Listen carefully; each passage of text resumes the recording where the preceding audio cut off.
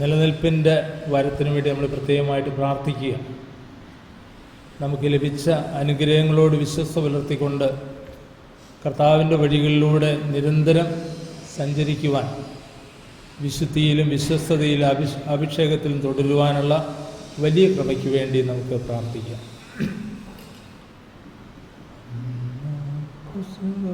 തിരുനാളിൽ കർത്താവരുളിയ കൽപ്പന പോൽ തിരുനാമത്തിൽ ചേർന്നിടാൻ ഒരുമയോടെ ബലിയർപ്പിക്കാം.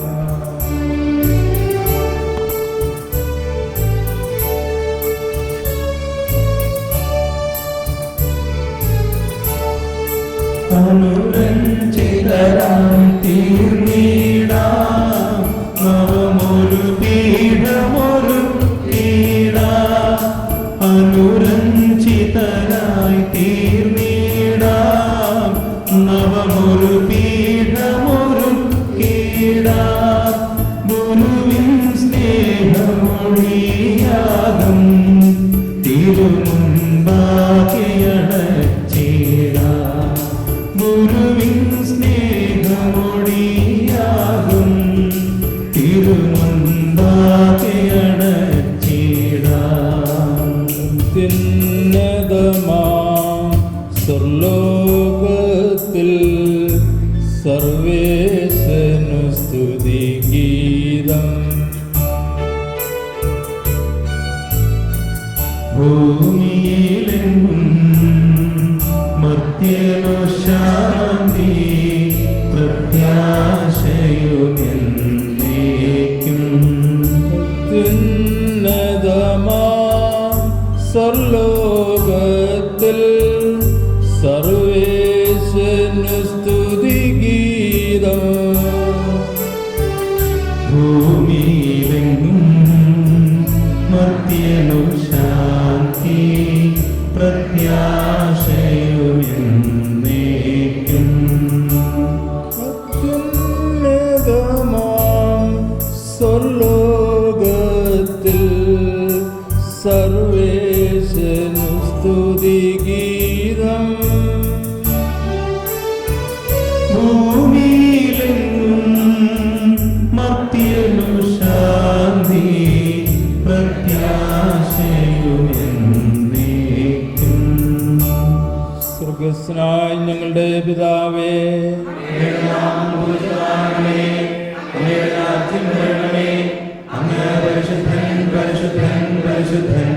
സ്വർഗസ്ഥനായ ഞങ്ങളുടെ പിതാവേ, അങ്ങയുടെ മഹത്വത്താൽ സ്വർഗവും ഭൂമിയും നിറഞ്ഞിരിക്കുന്നു. മാലാഖമാരും മനുഷ്യരും അങ്ങ് പരിശുദ്ധൻ പരിശുദ്ധൻ പരിശുദ്ധൻ എന്ന് ഘോഷിക്കുന്നു. സ്വർഗസ്ഥനായ ഞങ്ങളുടെ പിതാവേ, അങ്ങയുടെ നാമം പൂജിതമാകണമേ. അങ്ങയുടെ രാജ്യം വരണമേ.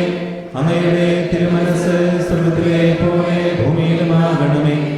ഞങ്ങൾക്ക് ആവശ്യമായ ആഹാരം ഇന്ന് ഞങ്ങൾക്ക് തരണമേ. ഞങ്ങളുടെ കടക്കാരോട് ഞങ്ങൾ ക്ഷമിച്ചിരിക്കുന്നത് പോലെ ഞങ്ങളുടെ കടങ്ങളും പാപങ്ങളും ഞങ്ങളോട് ക്ഷമിക്കണമേ. ഞങ്ങളെ പ്രലോഭനത്തിൽ ഉൾപ്പെടുത്തരുതേ, ദുഷ്ടാരൂപിയിൽ നിന്ന് ഞങ്ങളെ രക്ഷിക്കണമേ. എന്തുകൊണ്ടെന്നാൽ രാജ്യവും ശക്തിയും മഹത്വവും എന്നേക്കും അങ്ങയുടേതാകുന്നു. ആമേൻ. പിതാവിനും പുത്രനും പരിശുദ്ധാത്മാവിനും സ്തുതി. ആദ്യം മുതൽ എന്നേക്കും ആമേൻ. സ്വർഗ്ഗസ്ഥനായ ഞങ്ങളുടെ പിതാവേ, അങ്ങയുടെ നാമം പൂജിതമാകണമേ. അങ്ങയുടെ രാജ്യം വരണമേ. അങ്ങ് പരിശുദ്ധൻ പരിശുദ്ധൻ പരിശുദ്ധൻ. സ്വർഗസ്ഥനായ ഞങ്ങളുടെ പിതാവേ, അങ്ങയുടെ മഹത്വത്താൽ സ്വർഗവും ഭൂമിയും നിറഞ്ഞിരിക്കുന്നു. മാലാഖമാരും മനുഷ്യരും അങ്ങ് പരിശുദ്ധൻ പരിശുദ്ധൻ പരിശുദ്ധനെന്ന് ഉദ്ഘോഷിക്കുന്നു. ഞങ്ങളുടെ കർത്താവായ ദൈവമേ, അങ്ങയുടെ മൗനീയ മാതൃത്വത്തിന്റെ സംഭൂജ്യമാ നാമത്തിന് സ്വർഗത്തിലും ഭൂമിയിലും എപ്പോഴും സ്തുതിയും ബഹുമാനവും കൃതജ്ഞതയും ആരാധനയും ഉണ്ടായിരിക്കട്ടെ. പിതാവും പുത്രനും പരിശുദ്ധാത്മാവുമായ സർവേശ്വരായ എന്നേക്കും. ആമേൻ.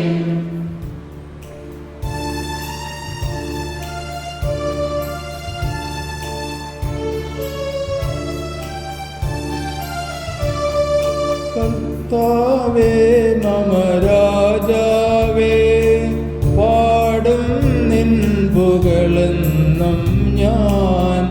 സകലേശാ നിൻ തിരുനാമം വാഴ്ത്തിയിടും ഞാൻ അനവരതം.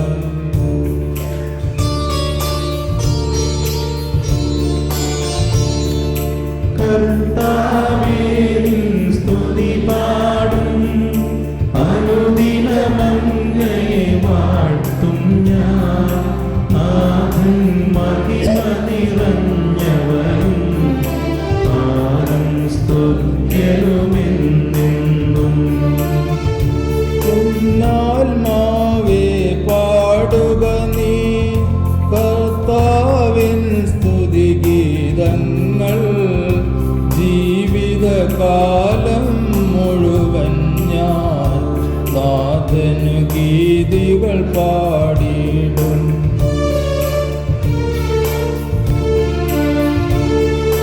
ഞാനീ മണ്ണിൽ കഴിയോളം ദൈവസ്തുതികൾ പാടിയിടും. അരജനിലോ നരനൊരുവനിലോ ശരണം തേടാൻ തുനിയരുതേ. നല്ലതും ഉചിതവുമല്ലോ നാം പാടുക ദൈവസ്തുതിഗീതം. വാഴ്ത്താം അവനുടെ തിരുനാമം.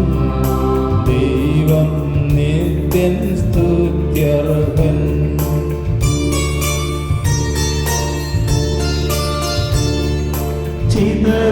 ചിതറിയൊരിസ്രയേൽ ജനതതിയെ നാഥൻ വീണ്ടും ചേർക്കുന്നു.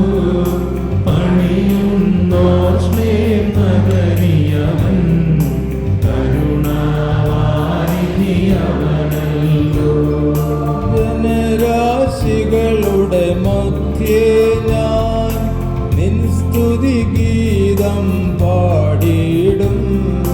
വളരെ ജനത്തിൻ മുമ്പിൽ ഞാൻ നിൻ സ്തുതി പാടി വണങ്ങിടും.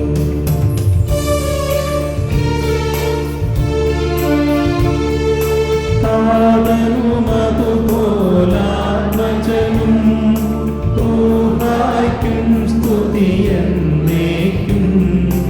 ആദി മുതൽക്കെന്നതുപോലെ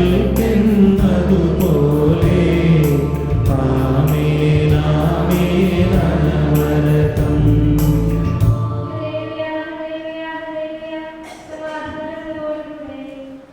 ഞങ്ങളുടെ കർത്താവായ ദൈവമേ, അങ്ങ് നൽകിയിട്ടുള്ളതും എന്നാൽ കൃതജ്ഞ പ്രകാശിപ്പിക്കുവാൻ ഞങ്ങൾക്ക് കഴിയാത്തതുമായ എല്ലാ സഹായങ്ങൾക്കും അനുഗ്രഹങ്ങൾക്കുമായി സകല സൗഭാഗ്യങ്ങളും നന്മകളും നിറഞ്ഞ് മുടിയോടി നിൽക്കുന്ന സഭയിൽ ഞങ്ങളങ്ങേ നിരന്തരം സ്തുതിക്കുകയും മഹത്വപ്പെടുത്തുകയും ചെയ്യട്ടെ.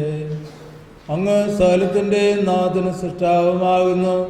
പിതാവും പുത്രനും പരിശുദ്ധാത്മാവുമായ സർവേശ്വര എന്നേക്കും ആമേൻ.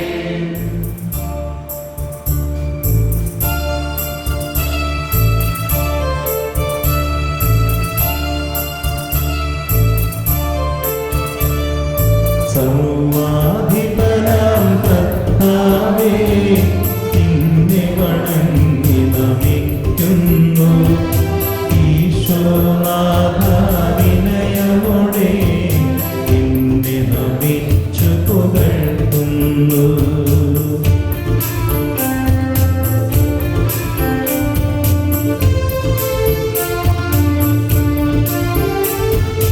മധ്യനു നിത്യമഹോന്നതനാം ഉദ്ധാനം നീ അരുളുന്നു. അക്ഷയമവനുടെ ആത്മാവിൻ ഉത്തമരക്ഷയുമേകുന്നു.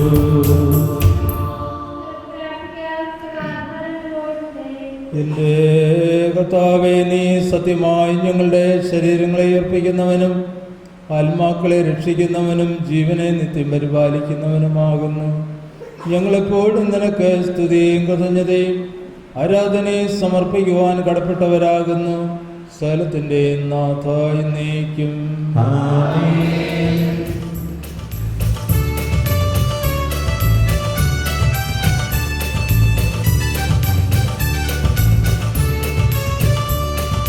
ശബ്ദമുയർത്തി പാടിടുവിൻ, സർവ്വരുമൊന്നായി പാടിടുവിൻ. എന്നെന്നും ജീവിക്കും സർവേശ്വരനെ വാഴ്ത്തിടുവിൻ.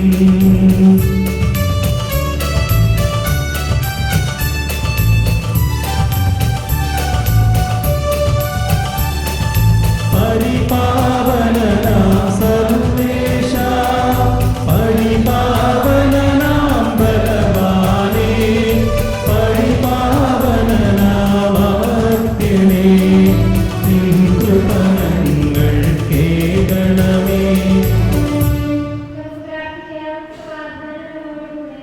വിശുദ്ധരിൽ സംപ്രീതനായി വസിക്കുന്ന പരിശുദ്ധനും സ്തുത്രഹനും ബലവാനും അമർത്യനുമായ കർത്താവേ, അങ്ങയുടെ സ്വഭാവത്തിനൊത്തവിധം എപ്പോഴും ഞങ്ങളെ കടാക്ഷിക്കുകയും അനുഗ്രഹിക്കുകയും ഞങ്ങളോട് കരുണ കാണിക്കുകയും ചെയ്യണമേ. പിതാവും പുത്രനും പരിശുദ്ധാത്മാവുമായ സർവേശ്വര എന്നേക്കും ആമേൻ. സർവജ്ഞനായ ഭരണകർത്താവ് തന്റെ ഭവനത്തിൽ വസിക്കുന്നവരുടെ വിസ്മീനീന പരിപാലകനും സകല നന്മകളുടെയും സൗഭാഗ്യങ്ങളുടെയും ഉറവിടവുമായ ദൈവമേ, അങ്ങയോട് ഞങ്ങൾ അപേക്ഷിക്കുന്നു. അങ്ങയുടെ സ്വഭാവത്തിനൊത്തവിധം എപ്പോഴും ഞങ്ങളെ കടാക്ഷിക്കുകയും അനുഗ്രഹിക്കുകയും ഞങ്ങളോട് കരുണ കാണിക്കുകയും ചെയ്യണമേ. പിതാവും പുത്രനും പരിശുദ്ധാത്മാവുമായ സർവേശ്വര എന്നേക്കും ആമേൻ.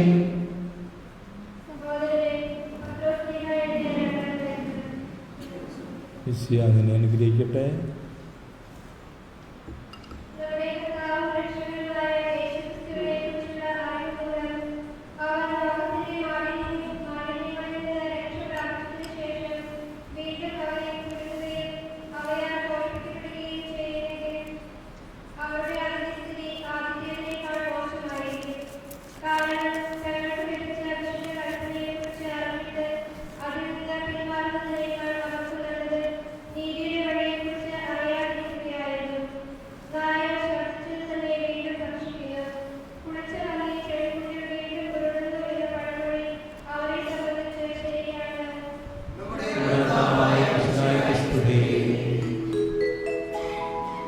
പുസ്തകങ്ങളുടെ ആരംഭത്തിൽ എന്നെ പറ്റി എഴുതിയിരിക്കുന്നു.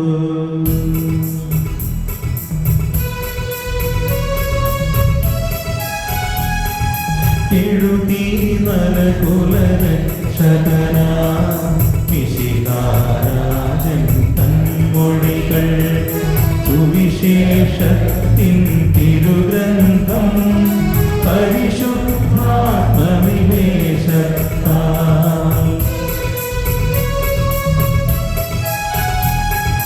യൂദയ സഭയിൽ മത്തായി, മർക്കോസ് റോമിലെ ജനതയ്ക്കായി, ലൂക്കായി ഈജിപ്തിലെ സഭയിൽ, യോഹന്നാൻ എഫേസോസിൽ, നാഥ ജനതീ ഗ്രന്ഥം ജ്ഞാനിത്തോനിൻ മഹിമകളെ മണ്ണിൽ വാഴ്ത്തി നമിക്കുന്നു, മണ്ണിൽ വാഴ്ത്തി നമിക്കുന്നു.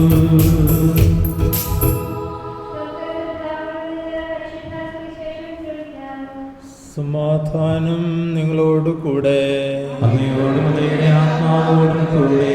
വിശുദ്ധ യോഹന്നാൻ അറിയിച്ച നമ്മുടെ കർത്താവ് മിശിഹായുടെ പരിശുദ്ധ സുവിശേഷം.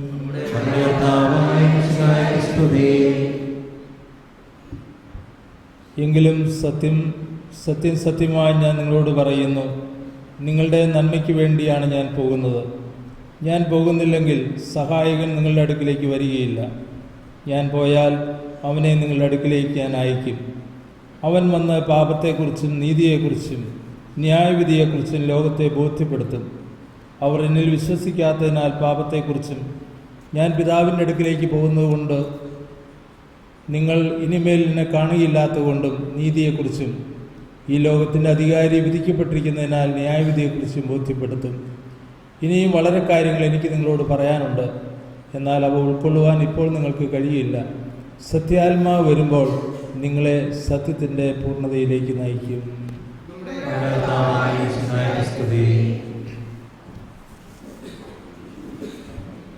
പ്രിയമുള്ളവരെ, നമ്മൾ ധ്യാനത്തിൽ ലഭിച്ച അഭിഷേകം തുടരുവാൻ, അതിൽ നിലനിൽക്കുവാൻ തീർച്ചയായിട്ടും ഏറ്റവും ആവശ്യമായിട്ടുള്ളത് പരിശുദ്ധാത്മാവിൻ്റെ ശക്തിയാണ്, ആത്മാവിൻ്റെ പ്രവർത്തനമാണ്. അതുകൊണ്ടാണ് നമ്മൾ ധ്യാനത്തിൻ്റെ അവസാനം അഭിഷേക പ്രാർത്ഥന പ്രത്യേകമായിട്ട് ചൊല്ലി അഭിഷേകം സ്വീകരിച്ചത്. പരിശുദ്ധാത്മാവിൻ്റെ ശക്തി എല്ലാവർക്കും അവകാശപ്പെട്ടതാണ്. നമുക്കറിയാം, അപ്പോസ്തലന്മാരുടെ പെന്തക്കോസ്തായ്ക്ക് മുമ്പുള്ള അനുഭവവും അവരുടെ ജീവിത ശൈലിയും അതിനുശേഷമുള്ള അവരുടെ ജീവിത ശൈലിയും നമുക്ക് വ്യക്തമായി തിരുവചനങ്ങളിൽ നിന്ന് മനസ്സിലാക്കാൻ സാധിക്കും. പത്രോസ് തൻ്റെ ആദ്യത്തെ പ്രസംഗത്തിൽ യോയേൽ പ്രവാചകനെ ഉദ്ധരിച്ചുകൊണ്ട് അപ്പോസ്തല പ്രവർത്തനം 2:17 പറയുന്നുണ്ടല്ലോ, അവസാന നാളുകളിൽ എല്ലാ മനുഷ്യരുടെയും മേൽ ഞാൻ എൻ്റെ ആത്മാവിനെ വർഷിക്കും. എല്ലാ മനുഷ്യരുടെയും മേൽ, എല്ലാവർക്കും അവകാശപ്പെട്ടതാണ് പരിശുദ്ധാത്മാവ്. അതുകൊണ്ട് വിജാതിയർക്ക് പോലും പരിശുദ്ധാത്മാവ് നൽകപ്പെടുന്നു.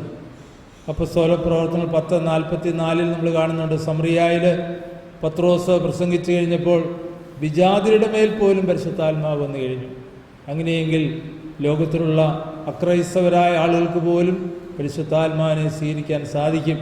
നമ്മൾ പ്രാർത്ഥിക്കുമ്പോൾ നമ്മുടെ ഗവൺമെൻറ്റിലുള്ള ആൾക്കാർക്ക് വേണ്ടി, ഹൈന്ദവർക്ക് വേണ്ടി, മുസ്ലിങ്ങൾക്ക് വേണ്ടി, IS-ലുള്ളവർക്ക് വേണ്ടി ഒക്കെ നമുക്ക് പ്രാർത്ഥിക്കാൻ കഴിയണം. കാരണം അവർക്കെല്ലാം പരിശുദ്ധാത്മാവ് ആവശ്യമാണ്. പരിശുദ്ധാത്മാവിനെ ദൈവം മുഖംനോട്ടം കൂടാതെ എല്ലാവർക്കുമായി കൊടുക്കും എന്നുള്ളതാണ്. അതുകൊണ്ട് പിതാവിൻ്റെ ഏറ്റവും വലിയ സമ്മാനമായിട്ടാണ് ഈശോ പരിശുദ്ധാത്മാവിനെ വാഗ്ദാനം ചെയ്തതും സമയത്തിൻ്റെ പൂർണ്ണതയിൽ അയച്ചതും. നമ്മളൊക്കെ പരിശുദ്ധാത്മാവിനെ മാമോദീസായിൽ സ്വീകരിച്ചിട്ടുണ്ട്. പക്ഷേ തിന്മയുടെ സ്വാധീനങ്ങൾ കൊണ്ട്, പാപത്തിൻ്റെ അവസ്ഥ കൊണ്ട് ആത്മാവിൻ്റെ പ്രവർത്തനങ്ങൾ നിർവീര്യമാകുകയും നമ്മൾ തണുത്തുറഞ്ഞു പോവുകയും അങ്ങനെ ദൈവത്തിൻ്റെ ആത്മാവിന് നമ്മിൽ ഫലപ്രദമായിട്ട് പ്രവർത്തിക്കാൻ കഴിയാതെ പോവുകയും ചെയ്തു. അതുകൊണ്ട് പരിശുദ്ധാത്മാവ് ഉണർന്ന് പ്രശോഭിക്കണമെങ്കിൽ, പ്രവർത്തിക്കണമെങ്കിൽ നമ്മളതിന് അനുകൂലമായ ഒരു സാഹചര്യം നമ്മുടെ ഇനിയുള്ള ജീവിതത്തിൽ നമ്മൾ നിലനിർത്തണം. നമ്മുടെ അറിവോ പാണ്ഡിത്യമോ കഴിവുകളോ പ്രാഗൽഭ്യമോ ഒന്നുമല്ല പ്രത്യുത ദൈവത്തിന് നമ്മളെ തന്നെ സമർപ്പിച്ച് ജീവിക്കാനുള്ള സന്നദ്ധതയാണ് ഇതിൻ്റെ പ്രധാനപ്പെട്ട ഘടകം. നമുക്കറിയാം, വിശുദ്ധ ജോൺ മരിയ വിയാനി, അദ്ദേഹം കഴിവില്ലാത്ത ആളായിരുന്നു, പഠിക്കാൻ കഴിവില്ലാത്ത ആളായിരുന്നു. സെമിനാരിയിൽ നിന്ന് പറഞ്ഞു വിടാൻ ഒരുങ്ങിയതാണ് അധികാരികൾ. പക്ഷേ അദ്ദേഹത്തിൽ സത്യമായിട്ട് കണ്ടിട്ടുള്ളത് പ്രാർത്ഥിക്കാനുള്ളൊരു കൃപയായിരുന്നു.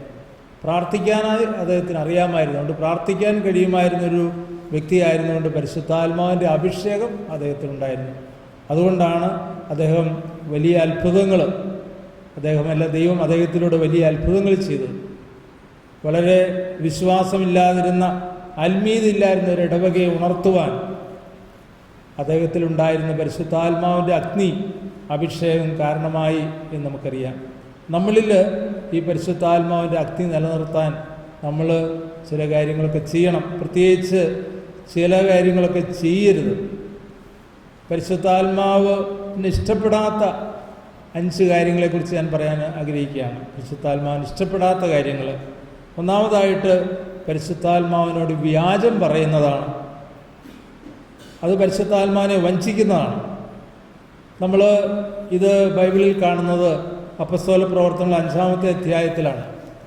അനനിയാസും സഫീറായും ആദിമ സഭയിൽ ചെയ്തിരുന്നത് പോലെ അവിടെ സമ്പത്ത് വിറ്റ് അപ്പസ്തോലന്മാരുടെ കാൽക്കൽ കൊണ്ടുവന്ന് കൊടുക്കുകയാണ്.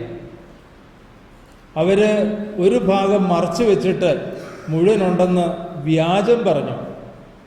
അപ്പോൾ എല്ലാം അറിയുന്ന പരിശുദ്ധാത്മാവ് പത്രോസിന് വെളിപ്പെടുത്തി കൊടുത്തു, ഇവർ നുണ പറയുകയാണെന്ന്. അതുകൊണ്ട് പത്രോസ് അനനിയാസിനോട് ചോദിക്കുകയാണ്, പരിശുദ്ധാത്മാവിനോട് നീ എന്തുകൊണ്ട് വ്യാജം പറഞ്ഞു?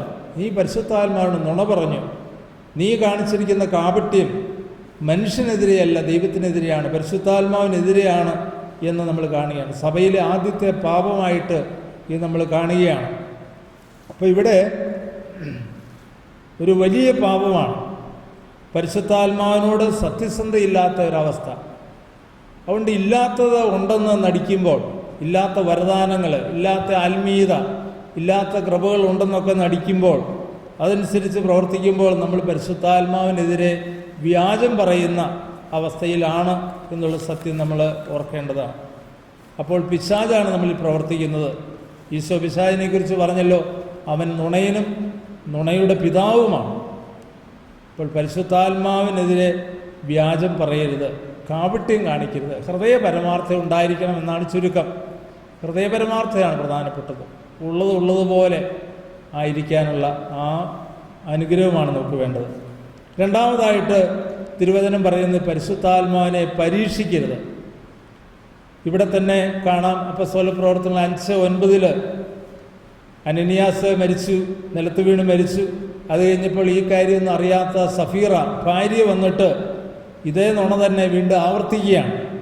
അപ്പോൾ പത്രോസ് ചോദിക്കുന്നൊരു ചോദ്യമുണ്ട്, കർത്താവിൻ്റെ ആത്മാവിനെ പരീക്ഷിക്കാൻ നിങ്ങൾ ഒത്തുചേർന്നത് എന്തുകൊണ്ട്? കർത്താവിൻ്റെ ആത്മാവിനെ നിങ്ങൾ പരീക്ഷിക്കുകയാണ്, ദൈവത്തിൻ്റെ ആത്മാവിനെ. നമുക്കറിയാം, പിശാച് ഈശോയെ പ്രലോഭിപ്പിച്ചപ്പോൾ മത്തായിയുടെ സുവിശേഷം 4-ാമത്തെ അധ്യായത്തിൽ കാണുന്ന പോലെ രണ്ടാമത്തെ പ്രലോഭനമായിട്ട് ഈശോയുടെ ദേവാലയ ഗോപുരത്തിൽ നിന്ന് താഴേക്ക് ചാടാൻ പറയുകയാണ്. ഈശോ ചാടിയില്ല. പിശാചിന് കൊടുക്കുന്ന മറുപടി എന്താണ്? പിശാചിനെ കീഴടക്കാനായിട്ട് പഴയ നിയമത്തിൽ നിന്നൊരു വചനം തിരിച്ചുകൊണ്ട് പറഞ്ഞെന്താണ്? നിന്റെ ദൈവമായ കർത്താവിനെ നീ പരീക്ഷിക്കരുത്. ദൈവമായ കർത്താവിനെ പരീക്ഷിക്കരുത്.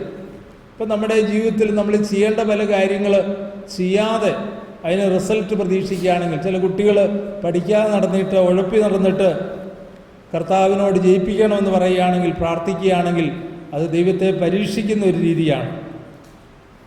അല്ലെങ്കിൽ ശുശ്രൂഷകർ നന്നായിട്ട് വിശുദ്ധിയോടെ ജീവിച്ച് ഒരുങ്ങാതെ ശുശ്രൂഷ ചെയ്യുമ്പോൾ അല്ലെങ്കിൽ പ്രസംഗിക്കുമ്പോൾ അത് തീർച്ചയായിട്ടും ദൈവത്തെ പരീക്ഷിക്കുകയാണ്, പരിശുദ്ധാത്മാവിനെ പരീക്ഷിക്കുന്നതാണ്. അല്ലെ ചില ശുശ്രൂഷകർ കുടുംബത്തിൻ്റെ ഉത്തരവാദിത്തങ്ങൾ നിർവഹിക്കാതെ, അധ്വാനിക്കാതെ, അല്ലെങ്കിൽ മറ്റ് ഉത്തരവാദിത്തങ്ങൾ നിറവേറ്റാതെ ശുശ്രൂഷയുടെ പേരിൽ ദൈവം എന്നോട് ആവശ്യപ്പെട്ടു എന്ന് പറഞ്ഞുകൊണ്ട് ഇറങ്ങിപ്പുറപ്പെടുകയാണെങ്കിൽ അതും പരിശുദ്ധാത്മാവിനെ പരീക്ഷിക്കുന്നതാണ്, ദൈവത്തെ പരീക്ഷിക്കുന്നതാണ്. ചില ആളുകൾ, ചില പെന്തക്കോസ്തക്കാരാണ്, അവർ രോഗം വന്നാൽ ചികിത്സിക്കുകയില്ല. കർത്താവ് നൽകിയിരിക്കുന്ന വഴികളാണ് ചികിത്സാമാർഗം. എന്നാൽ ചിലർ രോഗം വന്നാൽ ചികിത്സിക്കുകയില്ല. അത് ദൈവം നോക്കിക്കൊള്ളും, ദൈവം എന്നെ സൗഖ്യപ്പെടുത്തിക്കൊള്ളും എന്ന് പറഞ്ഞുകൊണ്ട് അതൊക്കെ ദൈവത്തെ അല്ലെങ്കിൽ പരിശുദ്ധാത്മാവിനെ പരീക്ഷിക്കുന്ന രീതികളാണ് എന്നോർക്കുക. മൂന്നാമതായിട്ട് തിരുവചനം പറയുന്നത് പരിശുദ്ധാത്മാവിനെതിരെ മല്ലടിക്കരുതെന്നാണ്. അപ്പോസ്തല പ്രവർത്തനങ്ങൾ 7:51 സ്തെഫാനോസിൻ്റെ പ്രസംഗത്തിൽ ഇത് പ്രത്യേകമായിട്ട് പറയുന്നുണ്ട്. അതായത് ദൈവത്തിൻ്റെ പ്രചോദനങ്ങൾക്ക്, ദൈവം നൽകുന്ന ആഹ്വാനങ്ങൾക്ക്, ദൈവവചനങ്ങൾക്ക് ചെവി കൊടുക്കാതെ മർക്കടമുഷ്ടിയോടെ വ്യാപരിക്കുമ്പോഴാണ് നമ്മൾ പരിശുദ്ധാത്മാവിനെതിരെ മല്ലടിക്കുന്നത്. അവിടെ അദ്ദേഹം പറയുന്നുണ്ട്, മർക്കടമുഷ്ടിക്കാരെ നിങ്ങൾ പരിശുദ്ധാത്മാവിനോട് മല്ലടിക്കുന്നു. അത്ഭുതങ്ങളും അടയാളങ്ങളും കണ്ടിട്ട് അവർ യേശുവിൽ വിശ്വസിച്ചില്ല. അവർ പറഞ്ഞു ഇത് ബിൽസ്ബേബിലൂടെയാണ്, ഇത് പിശാചിൻ്റെ തലവലിലൂടെയാണ് ഈശോ പിശാചുക്കളെ ബഹിഷ്കരിക്കുന്നതെന്നെല്ലാം പറഞ്ഞു. അപ്പോൾ മല്ലടിക്കുക എന്ന് പറഞ്ഞാൽ ഗുസ്തി പിടിക്കുക എന്നുള്ളതാണ്. പരിശുദ്ധാത്മാവിനെ പ്രവർത്തിക്കാൻ അനുവദിക്കാതിരിക്കുന്ന ഒരവസ്ഥയാണ്. അതുകൊണ്ട് ആത്മാവ് നൽകുന്ന പ്രചോദനങ്ങൾക്ക് അനുസരിച്ച് വ്യാപരിച്ചില്ലെങ്കിൽ അത് ആത്മാവിനെതിരെ ഗുസ്തി പിടിക്കുന്ന, മല്ലടിക്കുന്ന അവസ്ഥയാകും എന്നോർക്കുക. നാലാമതായിട്ട് തിരുവചനം പറയുന്നത് പരിശുദ്ധാത്മാവിനെ വേദനിപ്പിക്കരുത്. Don't grieve the holy spirit എന്നാണ് പറയുന്നത്. എഫേസ്യർക്കാർക്ക് എഴുതിയ ലേഖനം 4:30 പറയുന്നുണ്ട്, രക്ഷയുടെ ദിനത്തിനു വേണ്ടി നിങ്ങളെ മുദ്രിതരാക്കിയ ദൈവത്തിൻ്റെ പരിശുദ്ധാത്മാവിനെ വേദനിപ്പിക്കരുത്. എന്താണ് ഈ വേദന? പാപമാണ് വേദനിപ്പിക്കുന്നത്. ചെറിയ പാപം പോലും പരിശുദ്ധാത്മാവിനെ വേദനിപ്പിക്കുന്നതാണ്. അതുകൊണ്ട് നമ്മൾ ഈ ധ്യാനത്തിന് ശേഷം തീരുമാനമെടുക്കേണ്ടത് ചെറിയ പാപത്തിൽ നിന്ന് പോലും ഒഴിഞ്ഞു നിൽക്കാനാണ്. ചെറിയ പാപത്തിൽ നിന്ന് പോലും സംരക്ഷണം കിട്ടാൻ വേണ്ടിയിട്ടാണ്. നമുക്കറിയാം, ഒരു വലിയ ആരോഗ്യവാനായ ഒരു ഗുസ്തിക്കാരൻ്റെ തലയിൽ 1 കിലോ പഞ്ചസാര എടുത്തു വെച്ചാൽ, അല്ലെ ഒരു 5 കിലോ അരി എടുത്തു വെച്ച് കഴിഞ്ഞാൽ അവനൊരു ഭാരവും തോന്നിയില്ല. നേരെ മറിച്ച് 6 മാസം പ്രായമുള്ള ഒരു കുഞ്ഞിൻ്റെ തലയിൽ 1 കിലോ പഞ്ചസാരയോ അരിയോ എടുത്തു വെച്ച് കഴിഞ്ഞാൽ ആ ശിശുവിന് അത് വലിയ ഭാരമായിട്ട് തോന്നും. പരിശുദ്ധാത്മാവ് ഈ ശിശുവിനെ പോലെയാണ്. പരിശുദ്ധാത്മാവിന് ചെറിയ പാപം പോലും അത് വേദനയായിട്ട് തീരും. നമുക്കറിയാം, ഈ കാക്കക്കൂട്ടിൽ കുഞ്ഞുങ്ങളെ അല്ലെ കാക്കയുടെ മുട്ടയെടുക്കാനൊക്കെ ആരെങ്കിലും ചെല്ലുകയാണെങ്കിൽ കാക്ക എല്ലാറ്റിനെയും കുത്തി ഓടിക്കും. കാക്കയുടെ ശൈലിയാണ്, കാക്ക ആക്രമിക്കും. നേരെ മറിച്ച് ഒരു പ്രാവിൻ്റെ കൂട്ടിൽ നമ്മൾ ചെന്ന് പ്രാവിൻ്റെ മുട്ടയെടുക്കാൻ തുടങ്ങുകയാണെങ്കിൽ പ്രാവ് ഒരിക്കലും ഒന്നും ചെയ്യില്ല. പ്രാവ് ഇങ്ങനെ മാറി നിന്ന് കുറുകിക്കൊണ്ടിരിക്കുകയുള്ളൂ. പരിശുദ്ധാത്മാവ് ഈ പ്രാവിനെ പോലെയാണ്. പരിശുദ്ധാത്മാവ് വേദനയോടെ ഇരിക്കുകയുള്ളൂ, ഒന്നും ചെയ്യില്ല. ഉടനെ ശിക്ഷിക്കുകയോ നമ്മളെ പുറന്തള്ളുകയോ ഒന്നും ചെയ്യില്ല. പക്ഷേ പരിശുദ്ധാത്മാവ് വേദനിക്കുന്നു. അതാണ് തിരുവചനം പറയുന്നത്, പരിശുദ്ധാത്മാവിനെ വേദനിപ്പിക്കരുതെന്ന്. അവസാനമായിട്ട് പറയുന്നത് പരിശുദ്ധാത്മാവിനെ നിർവീര്യമാക്കരുത്. നിർവീര്യമാക്കി എന്ന് പറഞ്ഞാൽ പരിശുദ്ധാത്മാവിനെ നിഷ്പ്രഭമാക്കുക, പ്രവർത്തിക്കാൻ അനുവദിക്കാതിരിക്കുക, കെടുത്തിക്കളയുക. അതിനേറ്റവും നല്ല ഉദാഹരണം തീയിൽ ചാരം മൂടിയിടുന്നത്, അല്ലെങ്കിൽ ഉമി കൊണ്ട് തീ മൂടിയിടുന്നത്. തീ ഉണ്ടെന്ന് പോലും തോന്നിയില്ല, പക്ഷേ ആ ചാരം മാറ്റിയിട്ട് ഊതി കഴിഞ്ഞാൽ അത് കത്തി ജ്വലിക്കും. അതുകൊണ്ട് ഈ പാപം കൊണ്ട് പാപമാകുന്ന ചാരം കൊണ്ട് അല്ലെ ഉമി കൊണ്ട് ഇങ്ങനെ പരിശുദ്ധാത്മാവിനെ മൂടി വെക്കാതെ അത് മാറ്റിയിട്ട് ഊതി ജ്വലിപ്പിക്കണം. അതാണ് ചെയ്യേണ്ടത്. അതുകൊണ്ടാണ് 1 തെസ്സലോനിയർ 5:19 പറയുന്നത്, ആത്മാവിനെ നിങ്ങൾ നിർവീര്യമാക്കരുത്. ആത്മാവിനെ ചാർജ് ചെയ്യണം. മൊബൈൽ ചാർജ് ഇല്ലെങ്കിൽ മൊബൈൽ ഒന്നിനും കൊള്ളിയില്ല, ഒരു പേപ്പർ വെയിറ്റ് ആയിട്ട് ഉപയോഗിക്കാൻ കൊള്ളാം. നേരെ മറിച്ച് ചാർജ് ചെയ്ത് കഴിയുമ്പോൾ മൊബൈൽ സജീവമായി പ്രവർത്തിക്കാൻ സാധിക്കും. ഇതുപോലെ നമ്മുടെ ജീവിതത്തിൽ ആത്മാവ് ഉണർന്നു കഴിയുമ്പോൾ ആത്മാവിൻ്റെ ആ ശക്തി നമ്മൾ ഉജ്ജ്വലിപ്പിച്ച് കഴിയുമ്പോൾ അവിടെ ആത്മാവിൻ്റെ പ്രവർത്തനങ്ങൾ നടക്കും. അതുകൊണ്ടാണ് 2 തിമോത്തിയോസ് 1:6 പറയുന്നുണ്ട്, എൻ്റെ കൈവയ്പ് വഴി നിനക്ക് ലഭിച്ച കൃപാവരത്തെ നീ വീണ്ടും ഉജ്ജ്വലിപ്പിക്കണം. അതാണ് നമ്മൾ ചെയ്യേണ്ടത്. അതിനാണ് നമ്മുടെ തുടർന്നുള്ള പ്രാർത്ഥനകൾ, വ്യക്തിപരമായ പ്രാർത്ഥന, ബൈബിൾ വായന, കൂദാശ ജീവിതം, കുമ്പസാരം, കുർബാന, നമ്മുടെ എവാഞ്ചലൈസേഷൻ പ്രവർത്തനങ്ങൾ, പാവങ്ങൾക്ക് വേണ്ടിയുള്ള നമ്മുടെ പ്രവർത്തനങ്ങൾ, ഇതെല്ലാം നമ്മൾക്ക് ഈ ദൈവാത്മാവിൻ്റെ ആ ശക്തിയെ ഉജ്ജ്വലിപ്പിക്കാനുള്ള, കൂടുതൽ പ്രവർത്തനക്ഷമമാക്കാനുള്ള അവസരങ്ങളാണ്. അതുകൊണ്ട് ഇങ്ങനെയുള്ള കാര്യങ്ങളിൽ നമ്മൾ ശ്രദ്ധിച്ച് ആത്മാവിൽ വ്യാപരിക്കാൻ ശ്രമിക്കുക. ഒരു ക്രിസ്ത്യാനിയെ പൗലോസ്ലിയ നിർവഹിച്ചിരിക്കുന്നത് ഇങ്ങനെയാണ്. നമുക്കറിയാം, റോമ 8:14. ഒരു ക്രിസ്ത്യാനി എന്ന് പറഞ്ഞാൽ ആരാണ്? ദൈവാത്മാവിനാൽ നയിക്കപ്പെടുന്നവരെല്ലാം ദൈവത്തിൻ്റെ മക്കളാണ്. അപ്പോൾ നമ്മൾ ദൈവത്തിൻ്റെ മക്കളാകുന്നത് ദൈവാത്മാവിനാൽ നടത്തപ്പെടുമ്പോഴാണ്, വഴി നടത്തപ്പെടുമ്പോഴാണ്, ദൈവാത്മാവ് നമ്മളെ കൈപിടിച്ച് നടത്തുമ്പോഴാണ്. അതുകൊണ്ട് ആത്മാവിൻ്റെ പ്രചോദനങ്ങൾക്കും ആത്മാവിൻ്റെ ആഹ്വാനങ്ങൾക്കും സന്ദേശങ്ങൾക്കും അനുസരിച്ച് നമുക്ക് വ്യാപരിച്ചുകൊണ്ട് യഥാർത്ഥ ക്രൈസ്തവം നയിക്കാൻ പ്രതിജ്ഞയെടുക്കാം. ആ പ്രതിജ്ഞ, നമ്മുടെ തീരുമാനങ്ങൾ, നമ്മുടെ നല്ല ആഗ്രഹങ്ങൾ ഈശോയ്ക്ക് ബലിയിൽ സമർപ്പിക്കുകയും ചെയ്യും.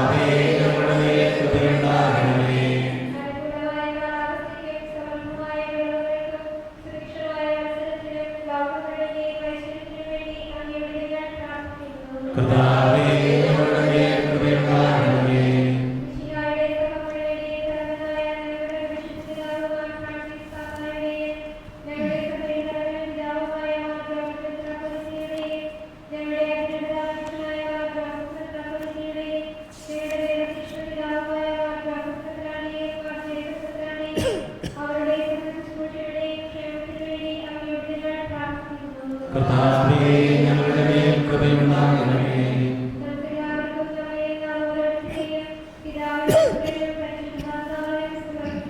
ഞങ്ങളുടെ ദൈവമായ കർത്താവേ, അങ്ങേക്ക് ഞങ്ങൾ സമർപ്പിക്കുന്നു. കർത്താവേ, ബലവാനായ ദൈവമേ, അങ്ങയുടെ ഞങ്ങൾ വിനയപൂർവ്വം പ്രാർത്ഥിക്കുന്നു. അങ്ങയുടെ കൃപാവരം ഞങ്ങളെ നിറയ്ക്കണമേ. അങ്ങയുടെ ദാനങ്ങൾ ഞങ്ങളുടെ കരങ്ങൾ വഴി വർഷിക്കണമേ.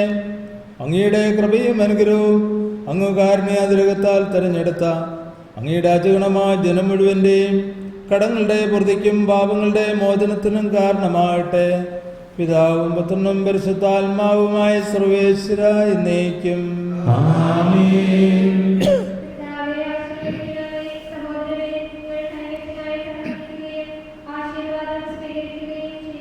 ഞങ്ങളുടെ കർത്താവായ ദൈവമേ, സാർവത്രികവും ശ്ലൈയും ആ സഭയുടെ മേൽ അങ്ങയുടെ കരുണ നിറഞ്ഞ വലം കൈ നീട്ടണമേ. ദൃശ്യവും അദൃശ്യവും ആ സ്വരൂപത്തികളിൽ നിന്നെ സംരക്ഷിക്കണമേ. ഭക്തിയോടും ശ്രദ്ധയോടും വിശുദ്ധിയോടും കൂടെ അങ്ങയുടെ മുമ്പാകെ ശുശ്രൂഷ ചെയ്യുവാൻ ഞങ്ങളെല്ലാവരെയും ദയാപൂർവ്വം യോഗ്യരാക്കണമേ. കരുണാനിധിയായ ദൈവമേ, ഞങ്ങളെല്ലാവരും ഒന്നു ചേർന്ന് അങ്ങേ ഞങ്ങളുമായി രമ്യതപ്പെടുത്തുന്ന നീതിയുടെ പ്രവൃത്തികളാൽ ജീവിതകാലം മുഴുവനും അങ്ങേ ദ്വൈതം പ്രീതിപ്പെടുത്തുവാൻ ഞങ്ങളെ അനുഗ്രഹിക്കണമേ. അങ്ങേക്ക് സ്തുതിയും ബഹുമാനവും കൃതജ്ഞതയും ആരാധനയും നിരന്തരം സമർപ്പിക്കുവാൻ ഞങ്ങളെ യോഗ്യരാക്കുകയും ചെയ്യണമേ. പിതാവും പുത്രനും പരിശുദ്ധാത്മാവുമായ സർവേശ്വര എന്നേക്കും. ആമേൻ.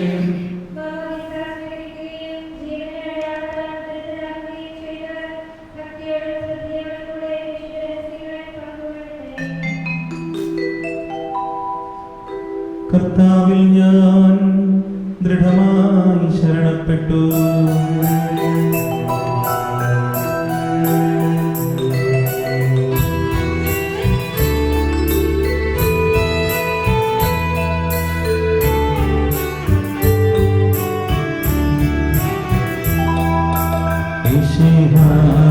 കർത്താവിൻ തിരുമേ നിളവുമിതാ പാവന ബലിപീഠേ സ്നേഹഭയങ്ങളുടണയുകനാ അഖിലരുമൊന്നായി സന്നിധിയിൽ വാനവനിരയോടും ചേർന്നിടും ആടാം ദൈവം പരിശുദ്ധൻ പരിശുദ്ധൻ നിത്യം പരിശുദ്ധൻ.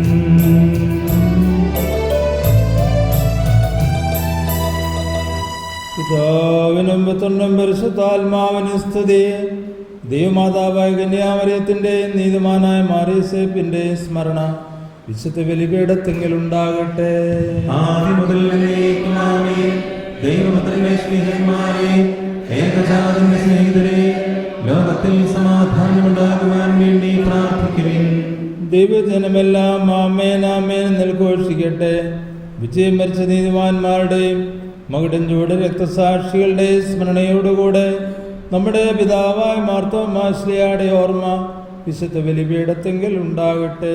ബലവാനായ കർത്താവ് നമ്മോടുകൂടെ, നമ്മുടെ രാജാവ് നമ്മോടുകൂടെ, നമ്മുടെ ദൈവം നമ്മോടുകൂടെ, യാക്കോബിന്റെ ദൈവം നമ്മുടെ സഹായം. ചെറിയവരും വലിയവരും നിന്റെ സ്തുത്രവുമായ ഉത്ഥാനം വഴി നീ മഹത്വത്തോടെ ഉയർപ്പിക്കുന്ന പ്രതീക്ഷയിൽ മരിച്ചവരെല്ലാം നിദ്ര ചെയ്യുന്നു. അവിടുത്തെ സന്നിധിയിൽ നിങ്ങളുടെ ഹൃദയങ്ങൾ തുറക്കുവിൻ. ഉപവാസവും പ്രാർത്ഥനയും അനുതാപവും വഴി മിശിഹായെയും അവിടുത്തെ പിതാവിനെയും പരിശുദ്ധാത്മാവിനെയും നമുക്ക് പ്രസാദിപ്പിക്കാം. സർവശക്തനും പിതാവുമായ ഏകദൈവത്തിൽ ഞങ്ങൾ വിശ്വസിക്കുന്നു. ദൃശ്യവും അദൃശ്യവുമായ സകലത്തിന്റെയും സൃഷ്ടാവിൽ ഞങ്ങൾ വിശ്വസിക്കുന്നു. ദൈവത്തിന്റെ ഏകപുത്രനും സകല സൃഷ്ടികൾക്ക് മുമ്പുള്ള ആദ്യജാതനും യുഗങ്ങൾക്കെല്ലാം മുൻപ് പിതാവിൽ നിന്ന് ജനിച്ചവനും എന്നാൽ സൃഷ്ടിക്കപ്പെടാത്തവനും ഏകകർത്താവുമായ ഈശോ മിശിഹായിൽ ഞങ്ങൾ വിശ്വസിക്കുന്നു. അവിടുന്ന് സത്യദൈവത്തിൽ നിന്നുള്ള സത്യദൈവവും പിതാവിനോട് കൂടെ ഏകസത്തയുമാകുന്നു. അവിടുന്ന് വഴി പ്രപഞ്ചം സംവിധാനം ചെയ്യപ്പെടുകയും എല്ലാം സൃഷ്ടിക്കപ്പെടുകയും ചെയ്തു. മനുഷ്യരായ നമുക്ക് വേണ്ടിയും നമ്മുടെ രക്ഷയ്ക്ക് വേണ്ടിയും അവിടുന്ന് സ്വർഗ്ഗത്തിൽ നിന്നിറങ്ങി പരിശുദ്ധാത്മാവിനാൽ കന്യകാമറിയത്തിൽ നിന്ന് ശരീരം സ്വീകരിച്ച് മനുഷ്യനായി പിറന്നു. പന്തിയോസ് പീലാത്തോസിന്റെ കാലത്ത് പീഡകൾ സഹിക്കുകയും സ്ലീവയിൽ തറയ്ക്കപ്പെട്ട് മരിക്കുകയും സംസ്കരിക്കപ്പെടുകയും എഴുതപ്പെട്ടിരിക്കുന്നത് പോലെ മൂന്നാം ദിവസം ഉയർത്തെഴുന്നേൽക്കുകയും ചെയ്തു. അവിടുന്ന് സ്വർഗത്തിലേക്ക് എഴുന്നള്ളി പിതാവിന്റെ വലത്തുഭാഗത്തിരിക്കുന്നു. മരിച്ചവരെയും ജീവിക്കുന്നവരെയും വിധിക്കുവാൻ അവിടുന്ന് വീണ്ടും വരുവാനിരിക്കുന്നു. പിതാവിൽ നിന്ന് പുത്രനിൽ നിന്ന് പുറപ്പെടുന്ന സത്യാത്മാവും ജീവദാതാവുമായ ഏകപരിശുദ്ധാത്മാവിൽ ഞങ്ങൾ വിശ്വസിക്കുന്നു. ഏകവും പരിശുദ്ധവും ശ്ലേകവും സാർവത്രികവുമായ സഭയിലും ഞങ്ങൾ വിശ്വസിക്കുന്നു. പാപമോചനത്തിനുള്ള മാമോദീസയും ശരീരത്തിന്റെ ഉയർപ്പും നിത്യായുസ്സും ഞങ്ങൾ ഏറ്റുപറയുകയും ചെയ്യുന്നു. ആമേൻ. സ്വരത്തിന്റെ നാഥനാ ദൈവം തന്റെ സ്തുതികൾ ആലപിക്കുവാൻ നിന്നെ ശക്തയാക്കട്ടെ.